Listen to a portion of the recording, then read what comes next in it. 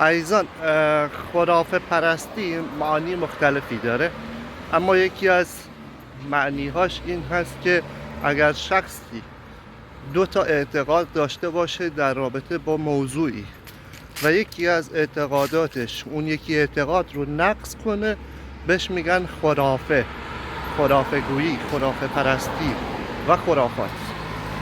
حالا این چه ربطی داره به چیزی که من میخوام بگم؟ در اسلام یعنی مسلمان ها اعتقاد دارن که انسان 6000 سال عمر داره، یعنی از آدم تا به امروز 6000 سال انسان عمر کرده و اعتقاد دارن که برای در این 6000 سال 124,000 پیامبر آمده. دقت کنید، 6000 سال 124,000 پیامبر. این دوتا با هم نمیخونه. یعنی اگر خداوند سالی 5 تا پیامبر هم، سالی 10 تا پیامبر هم و حتی سالی 20 تا پیامبر هم فرستاده باشه، باز 6000 تا اضافه هست. اگر 1400 سال پیش رو تا به امروز هم چیز کنیم، باز 7-8000 تا اضافه هست. این بهش میگن خرافات. خب این بهش میگن خرافات. پس 124,000 پیامبری که در اسلام بهش باور دارن و هیچ وقت اسمشون رو ندارن، لیستی از اسمشون ندارن، این خرافه پرستی، خرافه گویی هست و شما باید توجه بکنید که به خرافات باور دارید یا به حقایق. عزیزان من، شما در این 1400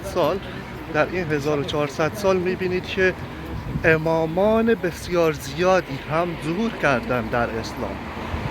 تا به امروز ما میبینیم که هر کسی، هر عالم دین رو امام و نماینده خداوند در زمین میشناسن. پس شما دقت کن به این موضوع. وقتی با اعتقاد خودتون وقتی اعتقاد داری که 124,000 پیامبر اومده و در این 1400 سال هم حداقل 2000 1500 2000 تا امام اومده و شما هنوز در جایی هستی که خودت رو دور از خداوند احساس میکنی، خودت رو با خداوند غریبه احساس میکنی، پس این دین، این باور، این ایمان نمیتونه درست باشه. من پیشنهاد میکنم که یک بار هم شده انجیل رو بخون، با عیسی مسیح ملاقات کن تا عیسی مسیح معنی واقعی زندگی رو به شما یاد بده. خدا به همتون برکت بده.